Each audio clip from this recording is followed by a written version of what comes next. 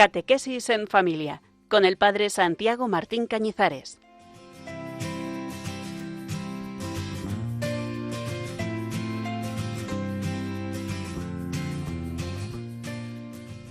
Reciban un saludo muy cordial en este lunes 24 de agosto, cuando nos acercamos ya a los últimos días del mes y muchos comenzamos a mirar hacia la vuelta a nuestras ocupaciones habituales, inicios de cursos escolares o pastorales.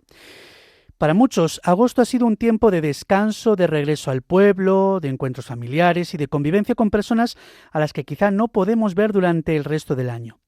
Para otros, en cambio, no ha habido vacaciones. Han continuado trabajando, cuidando a un enfermo, acompañando a una persona mayor o sosteniendo silenciosamente la vida cotidiana de su familia. También a todos ellos queremos hacerles llegar hoy nuestro recuerdo, nuestro agradecimiento y nuestra oración.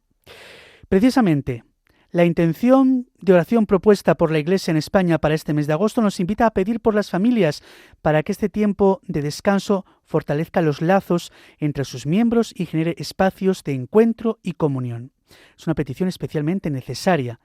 Podemos compartir una misma casa, sentarnos alrededor de la misma mesa e incluso viajar juntos y, sin embargo, permanecer interiormente distantes.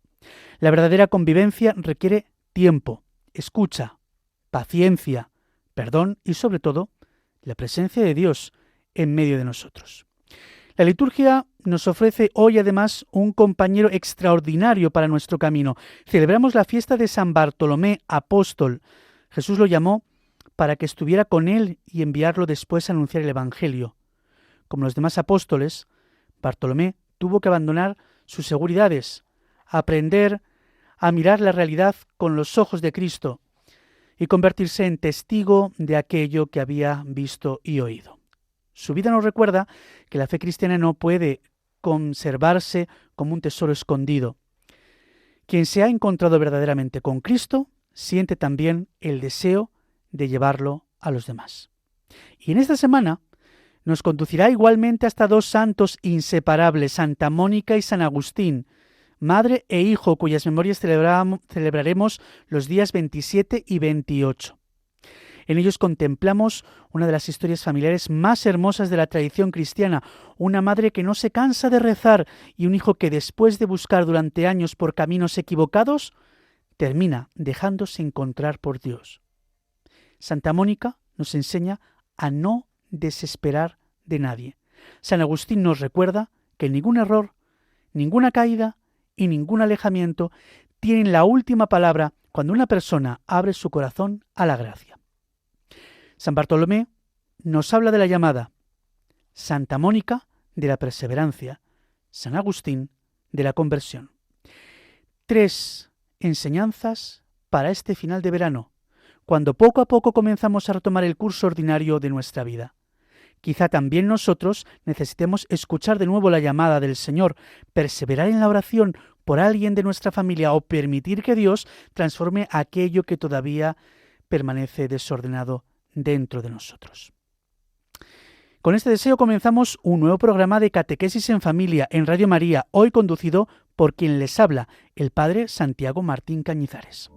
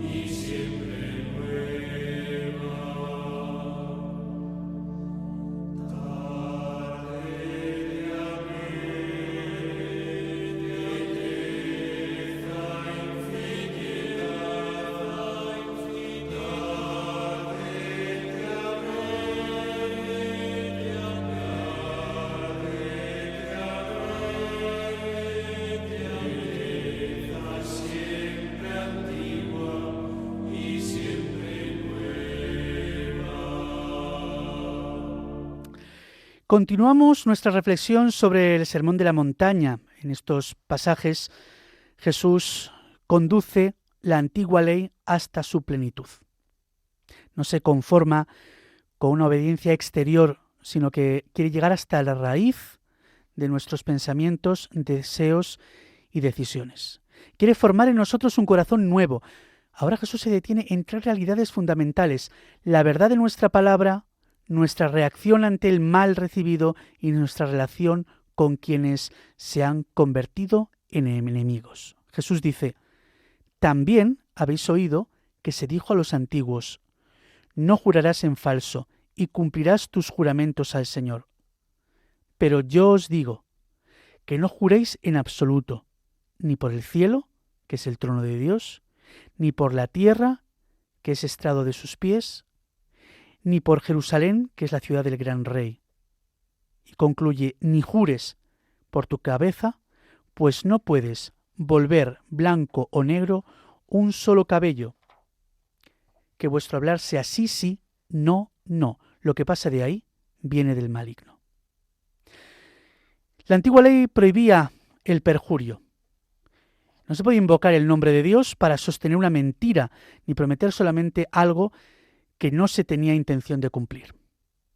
Quien actuaba así no solamente engañaba a otra persona, utilizaba el nombre santo de Dios para revestir su engaño de una apariencia de verdad. Jesús nos conduce más lejos. No quiere solamente que digamos la verdad cuando pronunciamos un juramento solemne. Quiere que toda nuestra vida esté asentada sobre la verdad, que vuestro hablar sea sí, sí, no, no. El Señor quiere devolver a nuestra palabra su verdadero valor. Un cristiano no debería necesitar repetir continuamente: te lo juro, te doy mi palabra, créeme porque esta vez digo la verdad. Nuestra palabra ordinaria debería ser suficientemente limpia y fiable para que nuestro sí fuese realmente un sí y nuestro no fuese verdaderamente un no. San Hilario de Poitiers lo expresa de manera breve y profunda: la fe no necesita juramento. Una máxima: la fe no necesita juramento. Quien cree en Dios, querido oyente, quien cree en Dios sabe que vive en su presencia. No solamente cuando se encuentra en una iglesia o cuando pronuncia solemnemente el nombre divino. Dios está presente también en nuestras conversaciones familiares, en las promesas que hacemos, en las explicaciones que damos y en aquellas palabras cuya verdad quizá nadie puede comprobar. El catecismo dice que Jesús enseña que todo juramento implica una referencia a Dios y que la presencia de Dios y de su verdad debe ser honrada en toda palabra. Una expresión fundamental. La presencia de Dios debe ser honrada en toda palabra. No existen unas palabras importantes que deban ser verdaderas y otras insignificantes en las que podamos permitirnos la exageración o el engaño. Toda palabra pronunciada por un cristiano debe ser iluminada por la verdad de Dios. Pensemos en nuestras conversaciones familiares. Podemos prometer algo solamente para terminar una discusión, aunque sepamos que probablemente no lo cumpliremos.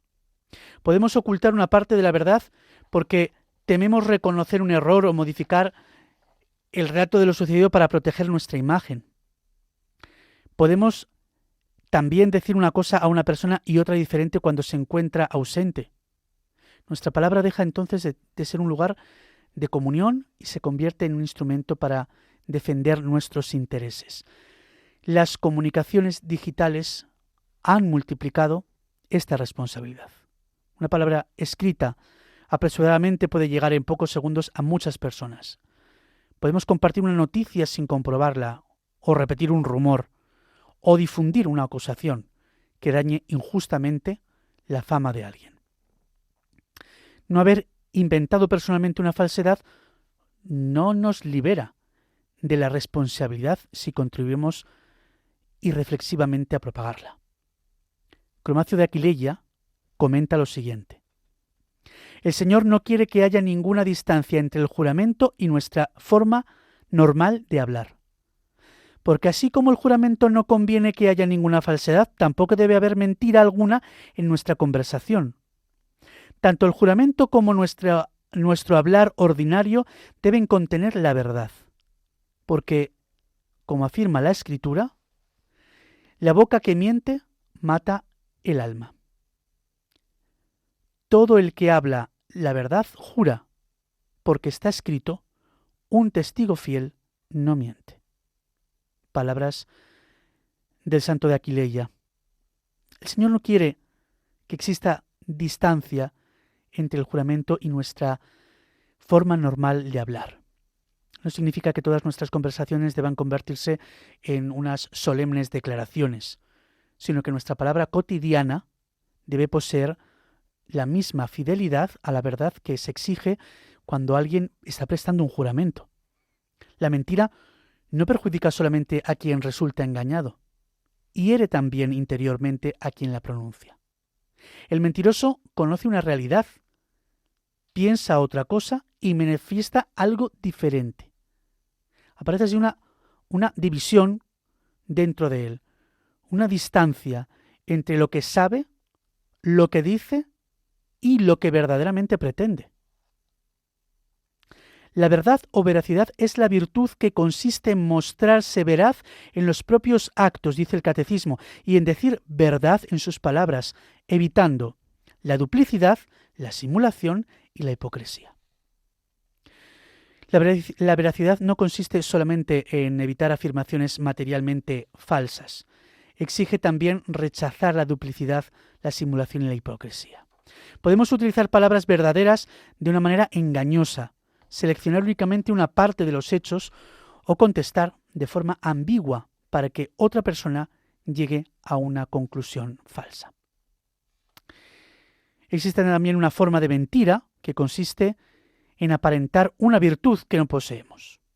O sea, buscamos que los demás nos consideren generosos, piadosos o sacrificados mientras ocultamos cuidadosamente aquello que podría modificar nuestra imagen. No se trata de contar públicamente todos nuestros defectos, sino de evitar que nuestra vida se convierta en una continua representación. Sin verdad no puede existir confianza. El matrimonio, la amistad, la familia, la comunidad cristiana necesitan que la palabra conserve su valor.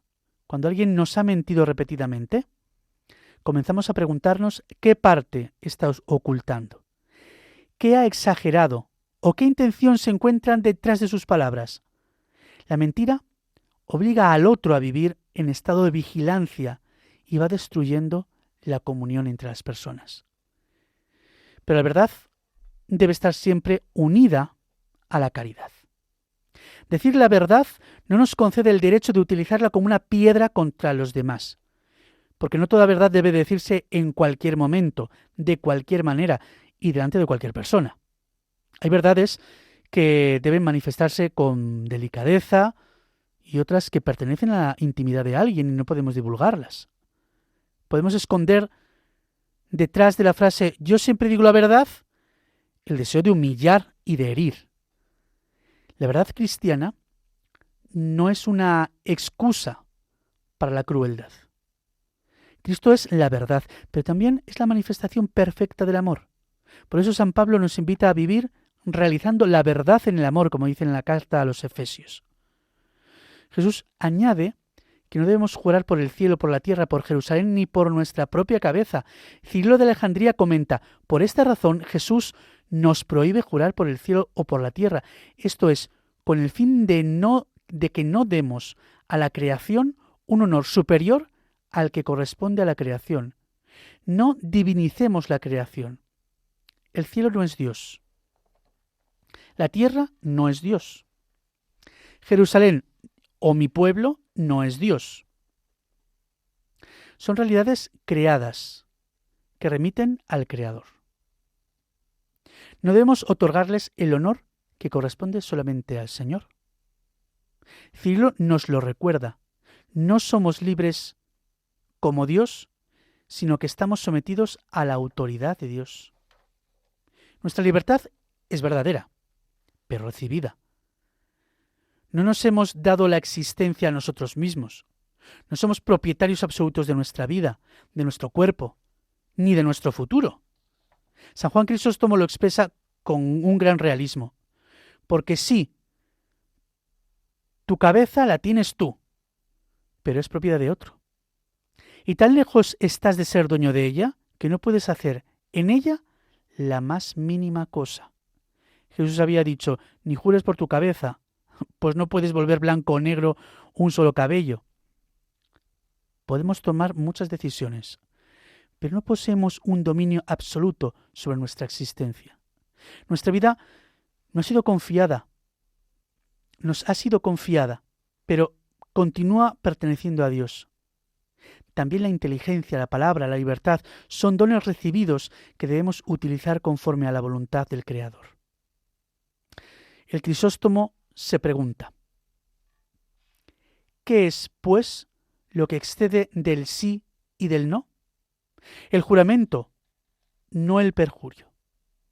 En efecto, todo el mundo conviene y a nadie hace falta enseñarle que viene del maligno. Por otra parte, no solo excede del sí o del no, sino que le es contrario. Lo que excede es lo que se pone de más y por redundancia, como es el juramento. Jesús no afirma que todo juramento realizado por una causa grave y justa sea necesariamente pecaminoso. El catecismo recuerda que puede prestarse legítimamente, por ejemplo, ante un tribunal, cuando se hace con verdad, sensatez y justicia. Lo que Cristo quiere eliminar es la necesidad de reforzar continuamente una palabra que ha perdido su credibilidad. Unos deberes para nuestra oración personal.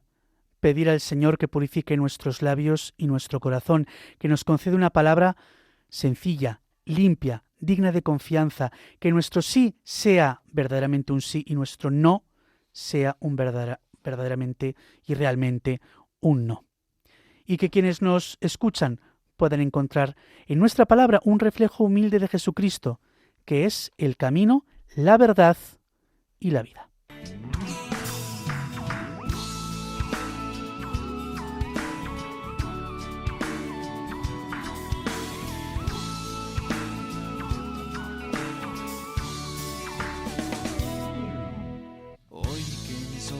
Ven, que mis manos tocan cada lugar donde estuviste tú. Oh, mi buen Jesús, sé que mi fe es la mayor de las riquezas que me has dado tú. Y sabiendo que aún no te he correspondido, hoy quiero empezar a caminar. Solo tú eres el camino, la verdad y la vida. Seguimos en Radio María, en Catequesis en Familia, con el Padre Santiago Martín Cañizares. En la primera parte de nuestro programa hemos contemplado la llamada de Jesús a vivir en la verdad. El discípulo de Cristo no permite que la mentira que existe en el mundo determine su forma de hablar, ni de sentir. Ahora el Señor nos pide una libertad todavía más exigente. No permitir que la violencia recibida determine nuestra forma de actuar, ni que el odio de otros destruya nuestra capacidad de amar. Jesús dice, habéis oído que se dijo ojo por ojo y diente por diente, pero yo os digo, no hagáis frente al que os agravia. Al contrario, si uno te abofetea en la mejilla derecha, preséntale la otra. Al que quiera ponerte pleito para quitarte la túnica, dale también el manto. A quien te requiera para caminar una milla, acompáñale 2. Y a quien te pide, dale. Y al que te pide prestado, no lo rehuyas. La expresión ojo por ojo y diente por diente puede parecernos una invitación a la venganza. Sin embargo, en la antigua ley cumplía una función limitadora. En una sociedad en la que una pequeña ofensa podía desencadenar una represalia desproporcionada, esta norma establecía que la respuesta no podía superar el daño recibido. Al que roba, no hay que pagarle con la pena de muerte. La ley del talión pretendía contener la violencia. La injusticia debía guardar una proporción. Vemos aquí la pedagogía de Dios. Primero pone un límite a la venganza y después, en Jesucristo, conduce al discípulo hasta la renuncia interior a ella. El comentario anónimo al Evangelio de Mateo dice, este autor anónimo dice, la ley no podía subsistir sin este precepto, porque si según el mandato de la ley debemos devolver a todos mal por mal, todos nos volveríamos malos, ya que abundan los perseguidores. Si según el precepto de Jesucristo no ponemos oposición al mal, aunque los malos no se calmen, los buenos continuarán siendo buenos. Esta afirmación nos descubre el centro de la enseñanza.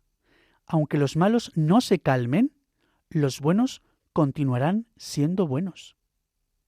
Cuando alguien nos hace daño, aparece espontáneamente la tentación de devolverle lo recibido. Una palabra ofensiva provoca otra más hiriente. Una humillación hace nacer el deseo de humillar. Una calumnia parece concedernos el derecho a destruir también la fama del calumniador. Y así comienza una cadena en la que cada persona se considera víctima y cree poseer razones suficientes para continuar haciendo daño. Él empezó, solamente le doy lo que merece. Yo no hago más que defenderme. Estas palabras pueden esconder un deseo de hacer sufrir al otro. Sin embargo, la nueva ofensa no borra la anterior, solamente añade otro mal al que ya existía. El mal se extiende porque la persona herida permite que la violencia recibida se transforme en una nueva violencia.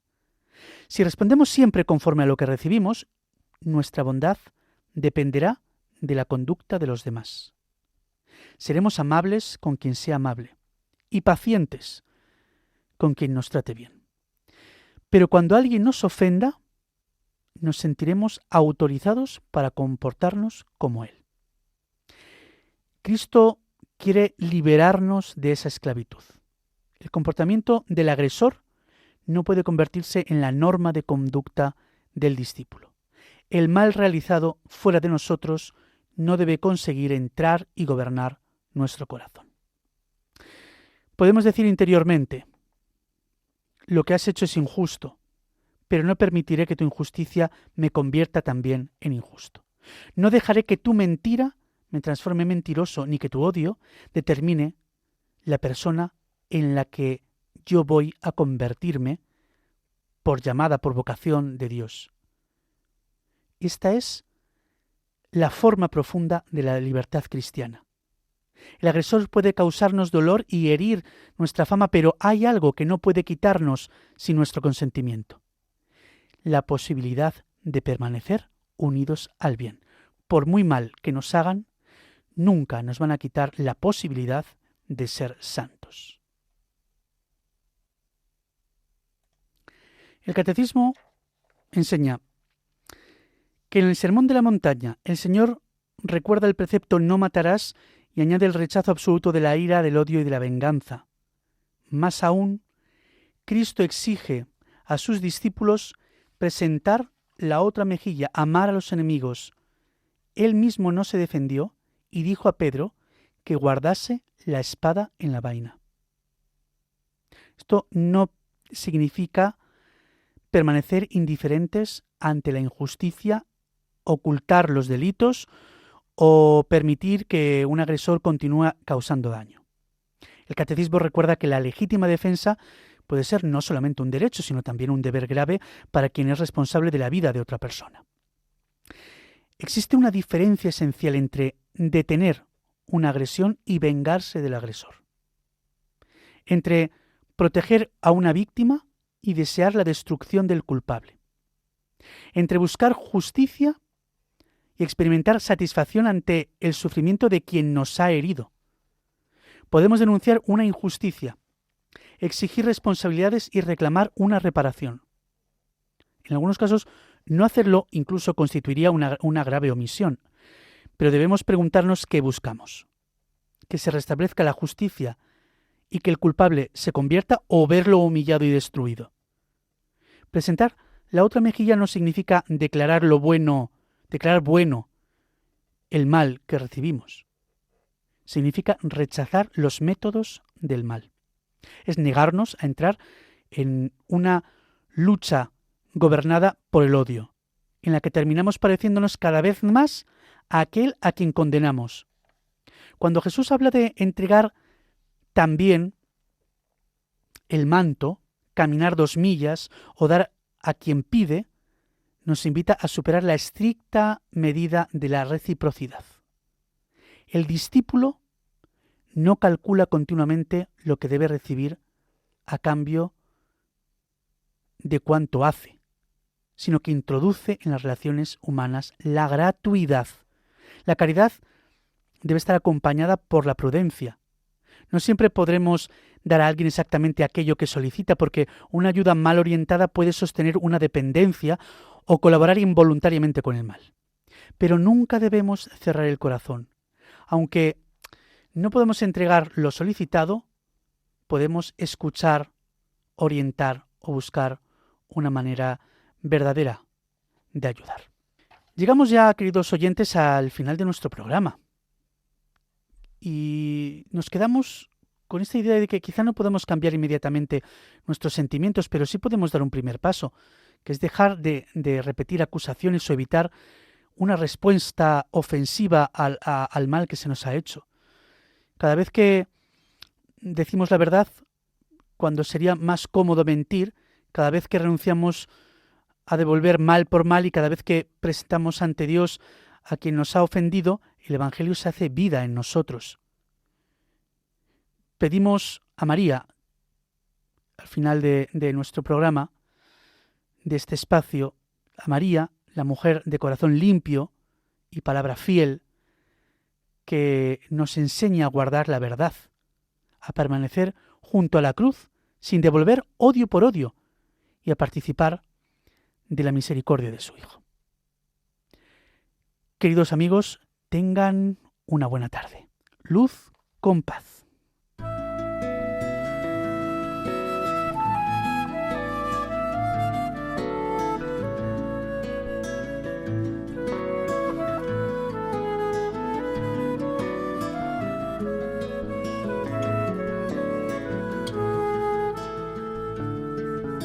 María, alégrate, el Señor se ha fijado en ti, la belleza de tu alma enamorado al Creador.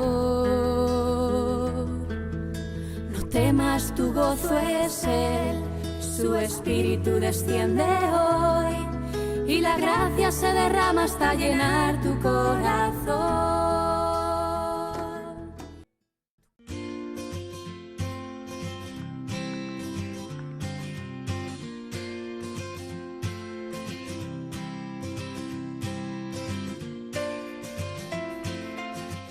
Catequesis en familia, con el Padre Santiago Martín Cañizares.